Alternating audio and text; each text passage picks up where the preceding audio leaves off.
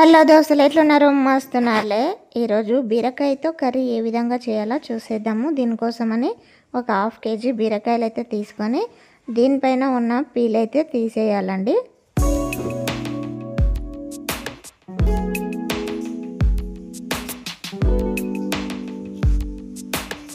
ఇలా పీల్ చేసిన తర్వాత ఇప్పుడు వీటిని చిన్న చిన్న పీసెస్గా కట్ చేసుకోవాలి.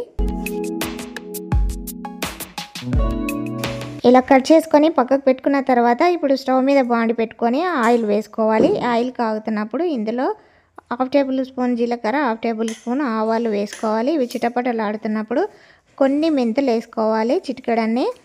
అదేవిధంగా ముందుగానే కట్ చేసి పెట్టుకున్న ఉల్లిపాయలు వేసుకొని వీటిని ఫ్రై చేసుకోవాలి. ఈ ఉల్లిపాయలు మెత్తబడాలి. ఇందులో కొద్దిగా సాల్ట్ వేసుకొని ఫ్రై చేసుకుంటే ఉల్లిపాయలు మెత్తబడతాయి. ఇవి ఫ్రై అవుతున్నప్పుడు ఇందులో 2 టమాటాలు కట్ చేసుకొని వేసుకొని ఇవి కూడా మెత్తబడేదాకా కొద్దిగా మగ్గించుకోవాలి.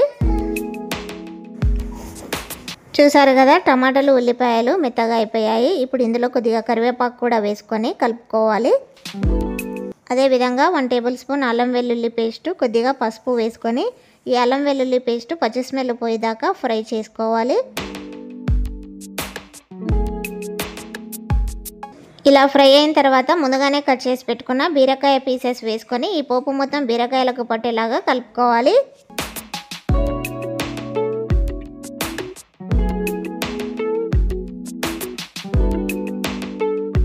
ఇలా కలిపిన తర్వాత దీనిపైన మూత పెట్టుకొని ఒక 2 నిమిషాలు మగ్గించుకోవాలి. 2 నిమిషాల తర్వాత మూత తీసి మరొకసారి ఇదంతా బాగా కలిసేలాగా కలుపుకోవాలి.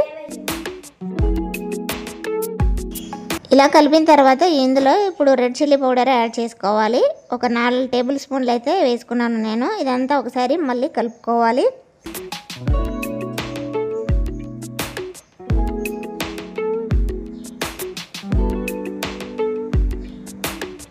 ఇలా కలిపిన తర్వాత దీనిపైన మూత పెట్టి మరొక 2 నిమిషాలు మగ్గించుకోవాలి. ఇలా చేయడం వల్ల రెడ్ చిల్లీ పౌడర్ అనేది పచ్చి స్మెల్ లేకుండా ఉంటుంది.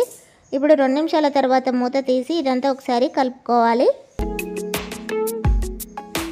ఇప్పుడు ఇందులో ధనియా పౌడర్ యాడ్ చేసుకోవాలి. అదేవిధంగా కొత్తిమీర వేసుకొని మరొకసారి ఇదంతా కలిసేలాగా కలుపుకోవాలి.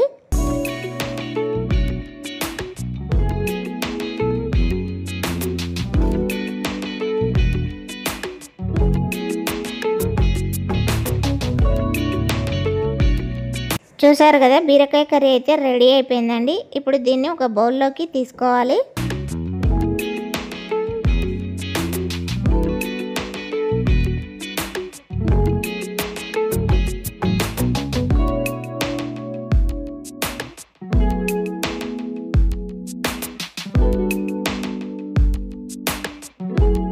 ఈ బీరకాయ కర్రీ చపాతీలో చాలా బాగుంటుంది. చపాతీలోనే కాకుండా రైస్లో కూడా చాలా బాగుంటుందండి.